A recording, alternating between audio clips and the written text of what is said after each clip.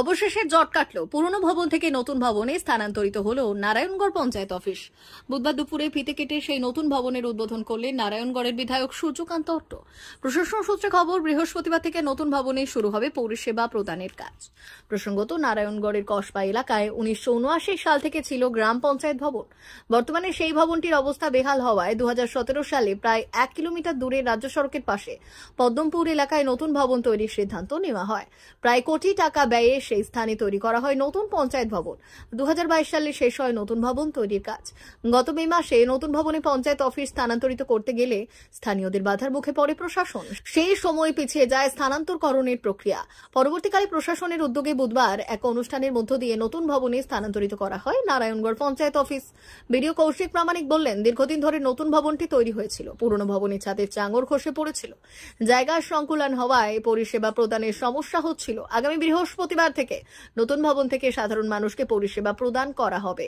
পাশাপাশি পুরনো ভবনটি নিয়ে পূর্ত দপ্তরকে রিপোর্ট পাঠানো হয়েছে। পুরনো বিল্ডিংটি কি করা হবে সেই বিষয়ে পূর্ত দপ্তর সিদ্ধান্ত নেবে।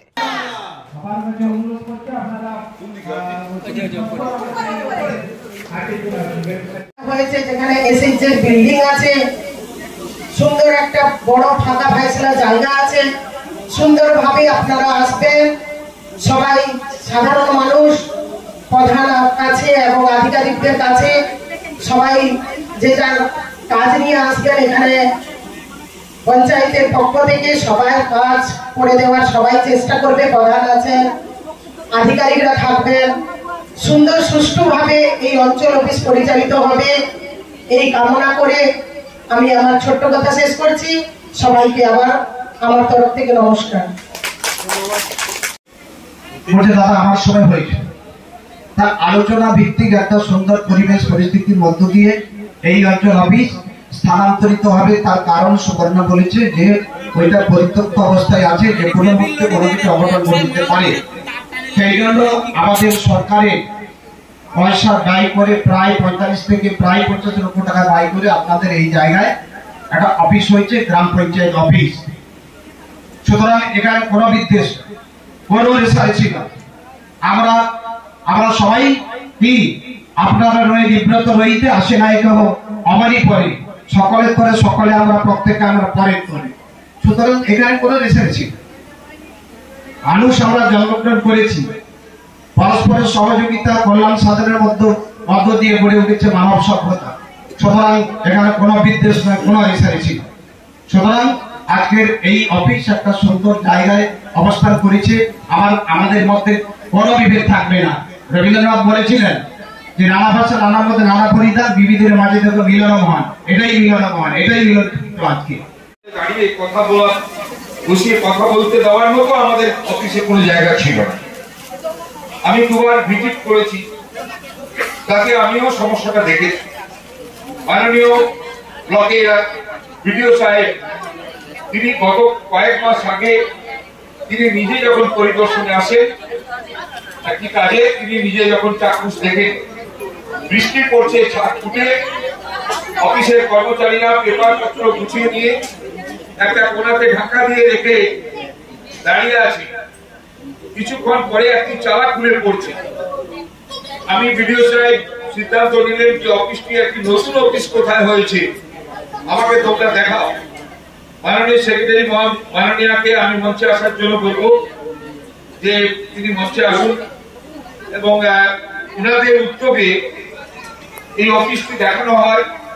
বিডিও সাহেব দেখে আলোচনা করেন পঞ্চায়েত সমিতির সঙ্গে, বিএল এর সঙ্গে, পঞ্চায়েত দপ্তরে আলোচনা করেন এবং ডিপিআরডিও অনুমোদন নেন। অনুমোদন নেওয়ার পর তারপরে আমরা একটা সামগ্রিক সিদ্ধান্ত গ্রহণ করি যে এটা স্থানান্তর করার জন্য। অঞ্চল অফিস কারো একা, আমাদের সরকার যে মানসিকতা নিয়ে চলছে আপনারা জানেন। 2000 সালের 1 ডিসেম্বর পশ্চিমবাংলায় প্রথম দুয়ারে সরকার চালু হয়েছিল। অনেক রাজনৈতিক দল বিদ্রোহ করেছিল এটা দুয়ারে সরকার নেই, জমের দুয়ারে সরকার। কিন্তু আমাদের সরকার দুয়ারে সরকার চালু করার পর ইতিহাস তৈরি করল। সারা পশ্চিমবাংলায় লক্ষ লক্ষ মানুষ দলমত নির্বিশেষে সেই সরকারের সুযোগ সুবিধা পেলেন।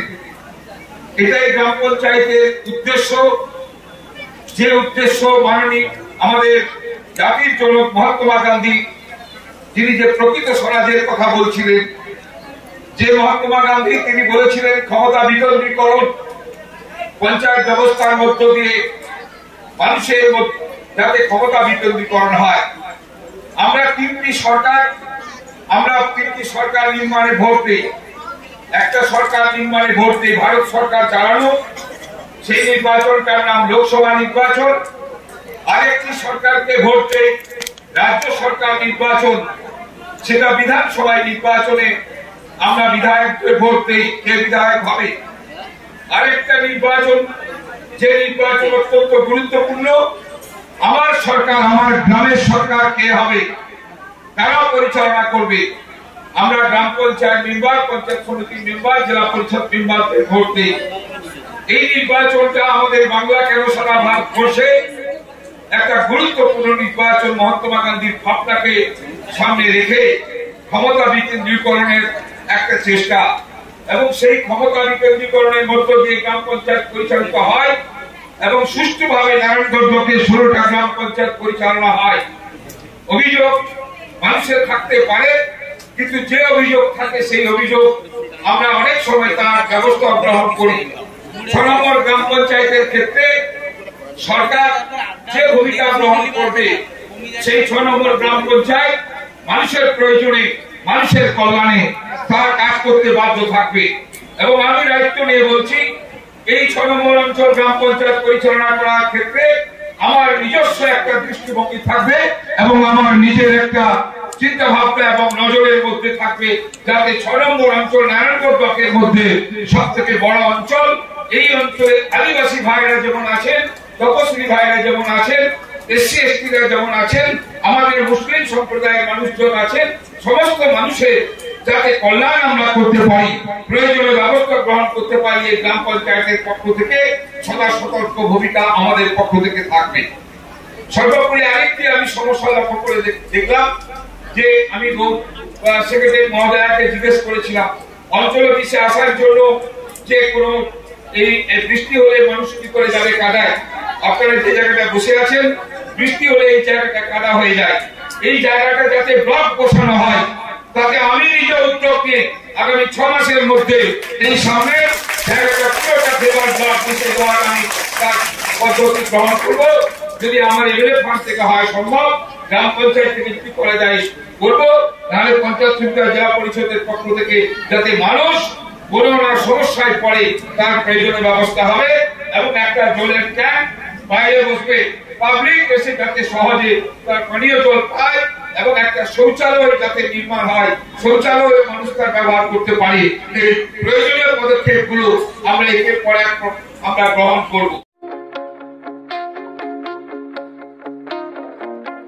সুলভ মূল্যে এলোপ্যাথিক ঔষধ পাওয়ার বিশ্বস্ত প্রতিষ্ঠান এখন আপনার বাড়ির কাছে।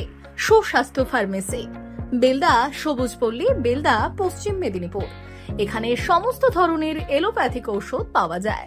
এছাড়াও কলকাতা সহ বিশেষজ্ঞ চিকিৎসক বসছেন এখানে। ডক্টর অরিন্দম ঘোষ কলকাতার পিজি হাসপাতাল থেকে আসছেন। গাঁটে ব্যথা, শিরার টান, কোমরে ব্যথা, কাঁধে কনুয়ে ব্যথা, লিগামেন্টে চোট, আর্থারাইটিস, স্পন্ডিলাইসিস, ডায়াবেটিক নিউরোপ্যাথি, অসারতা ও নার্ভ বিশেষজ্ঞ ডক্টর অরিন্দম ঘোষ প্রতি 15 দিন অন্তর শুক্রবার বিকেল 4টায় চেম্বার করছেন। এছাড়াও প্রতি মাসের দ্বিতীয় ও চতুর্থ বুধবার সকাল 10টায় কলকাতা এসএসকেএম হাসপাতাল থেকে আসছেন নার্ভো ব্রেনের সমস্যাজনিত যে কোনো রোগের বিশেষজ্ঞ ডক্টর অরূপ বসাক। পুরুলিয়া মানসিক হাসপাতালের সঙ্গে যুক্ত ডক্টর অরূপ বসাক এখানে চেম্বার করতে আসছেন মেডিসিন, ডায়াবেটিস ও ফিজিশিয়ান ডক্টর অতীশ বসাক। প্রতি রবিবার সকাল 11:30টায় চেম্বার করছেন সুস্বাস্থ্য ফার্মেসিতে। সুস্বাস্থ্য ফার্মেসি, বেলদা, সবুজপল্লী, বেলদা, পশ্চিম মেদিনীপুর। যোগাযোগ করুন 7501361433 এই নম্বরে। ওড়িশার জ্যোতি হসপিটাল ও বালেশ্বরের খ্যাতনামা গ্যাস্ট্রোএন্ট্রোলজিস্ট ডক্টর কুমার পাত্র এখন বেলদাতে চেম্বার করছেন।